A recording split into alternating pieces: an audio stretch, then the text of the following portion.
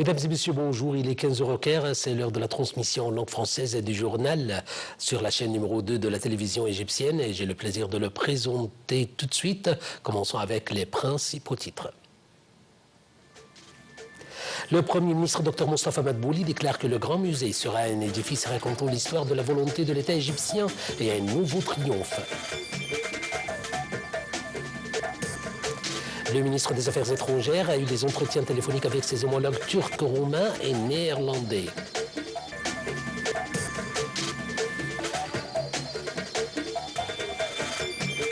Après des discussions au Caire, les factions palestiniennes s'accordent pour remettre provisoirement la gestion de la bande de Gaza à un comité indépendant de technocrates.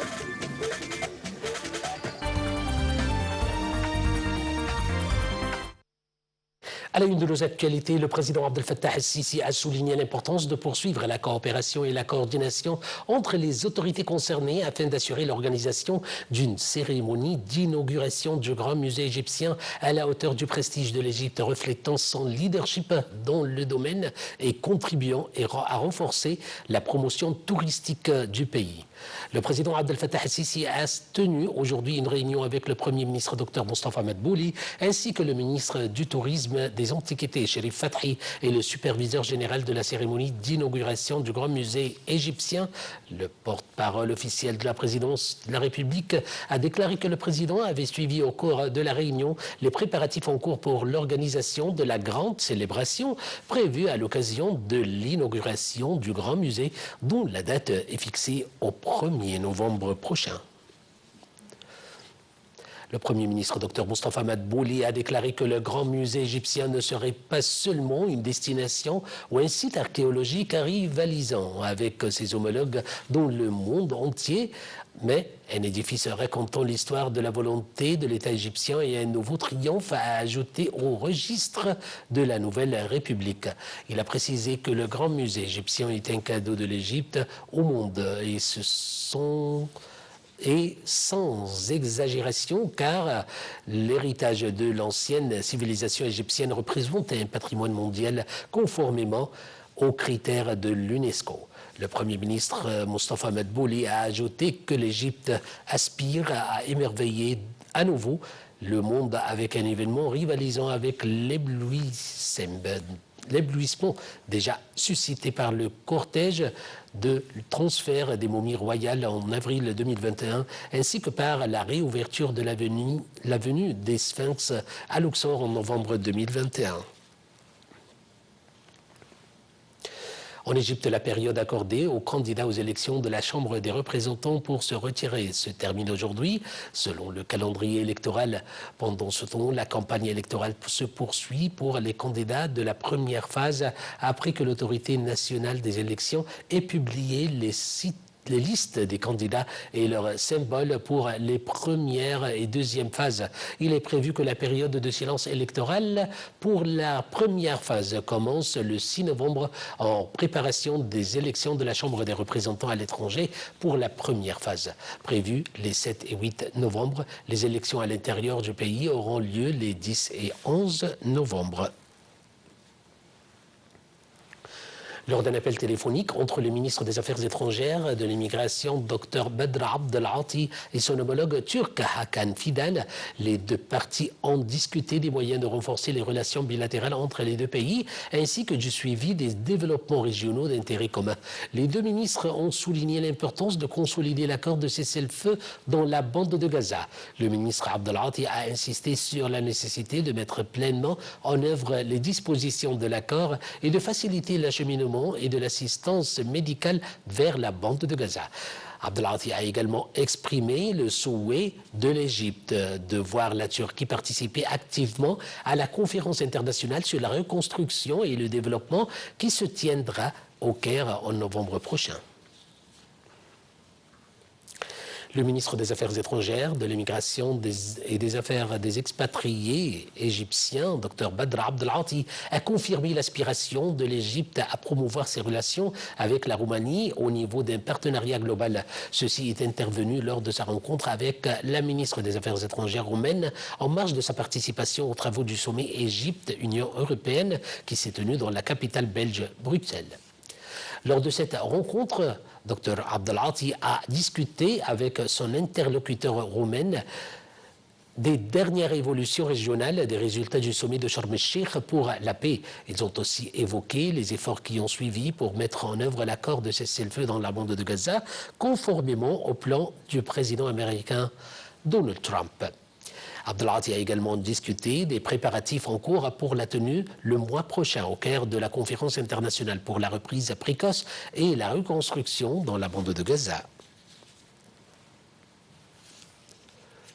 Lors d'un entretien téléphonique avec son homologue néerlandais David Van Weil, le ministre des Affaires étrangères, Dr Badr Abdelati, a souligné la nécessité de respecter pleinement le texte de l'accord visant à mettre fin à la guerre dans la bande de Gaza et à en appliquer toutes les dispositions. Au cours de la conversation, le ministre des Égyptiens a insisté sur le fait que le respect de l'accord constitue une étape essentielle vers la réalisation de la sécurité et de la stabilité régionale, ainsi que vers la réduction des souffrances humanitaires dans la bande de Gaza.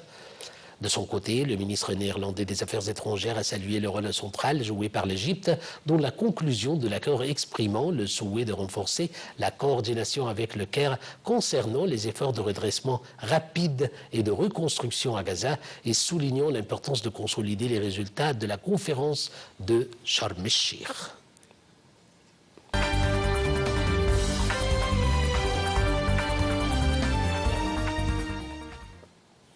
Après des discussions au Caire, les principaux mouvements palestiniens, dont le Hamas, ont annoncé vendredi s'être mis d'accord pour remettre provisoirement la gestion de la bande de Gaza à un comité indépendant de technocrates. Selon le document publié sur le site du Hamas, les factions ont convenu de la mise en place d'un comité palestinien temporaire composé de résidents indépendants technocrates chargé de gérer les affaires de la vie et de services essentiels. Les prochaines réunions aborderont la relation avec l'occupation israélienne, le sort des armes de la résistance et les discussions concernant la présence de forces internationales, a-t-il ajouté. L'Agence des Nations Unies pour les réfugiés palestiniens, UNRWA, a souligné la nécessité de permettre l'entrée de matériel lourd pour dégager les routes et les rues dans la bande de Gaza. L'agence a ajouté que les habitants de Gaza n'ont pas ressenti l'amélioration de leurs conditions de vie en raison de la nature de l'aide qui leur parvient, précisant que des milliers de personnes dorment dans les rues sans tente ni abri. Elle a expliqué disposer de suffisamment de tentes pour accueillir ses habitants, tout en déclarant qu'elle ignore quel est l'objectif de l'occupation en empêchant leur entrée. D'autre part, l'UNRWA a souligné la nécessité de respecter le cessez-le-feu à Gaza afin de permettre aux enfants de retourner dans un environnement éducatif après 2 ans de massacres commis par les forces de l'occupation israélienne. Le Hamas a réaffirmé son engagement total envers les dispositions de l'accord de cessez-le-feu dans la bande de Gaza, précisant qu'il avait reçu des garanties de la part de médiateurs ainsi que des assurances des États-Unis confirmant que la guerre était effectivement terminée. Le mouvement a indiqué avoir mis en œuvre la première phase de l'accord en restituant les détenus israéliens encore en vie ainsi qu'une partie des dépouilles, et s'est engagé à œuvrer pour la restitution complète du reste. Le Hamas a souligné que la deuxième phase de l'accord nécessitait davantage de discussions et une meilleure coordination avec les médiateurs, appelant à exercer des pressions sur l'occupation afin qu'elle respecte ses engagements, notamment la cessation de l'agression, la levée du blocus imposé à la bande de Gaza et l'autorisation de l'entrée des aides humanitaires. Concernant le dialogue national, le mouvement a réaffirmé son attachement à un consensus national palestinien pour régler toutes les questions en suspens relatives à la gouvernance de la bande de Gaza après la guerre, soulignant que l'autorité palestinienne demeure une entité palestinienne incontournable. Des médias israéliens ont rapporté que 52% des Israéliens s'opposent à la candidature du Premier ministre Benjamin Netanyahou aux prochaines élections. Les médias ont aussi indiqué que 41% des Israéliens ont exprimé leur soutien à Netanyahou. Les forces de l'armée israélienne ont empêché les agriculteurs palestiniens d'accéder à leurs terres pour récolter les olives à la ville Kobre dans le nord de Ramallah en Cisjordanie. Selon des sources palestiniennes, les forces israéliennes ont tiré du gaz lacrymogène et les agriculteurs palestiniens pour les empêcher d'accéder à leurs terres afin de cueillir les olives dans la ville de Beit Awa, au sud d'Hébron, en Cisjordanie occupée. En effet, des colons ont attaqué des agriculteurs palestiniens dans la vallée de Wadi Sir, dans le nord d'Hébron. Passons au Liban, le président du Parlement libanais, Nabih Berri, a réaffirmé l'attachement de son pays au mécanisme mis en place au sein du mécanisme mixte qui inclut toutes les parties. Il a déclaré dans des propos à la presse que le Liban reste pleinement engagé envers la résolution 1701 et qu'aucune autre alternative n'est envisagée. Berri a aussi souligné que la stabilité interne et l'unité des Libanais sont essentielles pour défendre les intérêts du pays, appelant ainsi à l'unité face aux agressions israéliennes.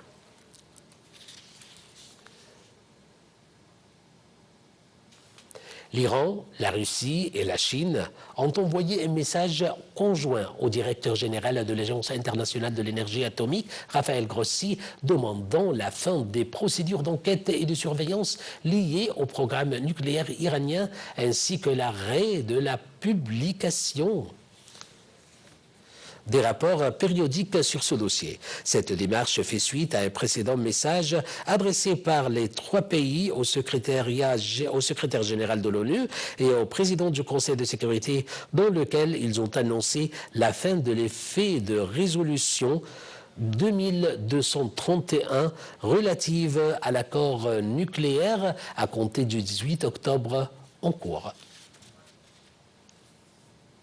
Passant en Ukraine, le Kremlin a déclaré que le président russe Vladimir Poutine n'exclut pas la tenue d'un sommet russo-américain à l'avenir. Le Kremlin a précisé que les négociations sur l'Ukraine sont suspendues en raison du manque de volonté de Kiev d'intensifier le processus de négociation, ajoutant que l'Europe pousse l'Ukraine par tous les moyens à ne pas négocier. Le Kremlin a aussi souligné que le Kremlin a aussi souligné que la Russie répondra aux nouvelles sanctions occidentales conformément à ses intérêts nationaux.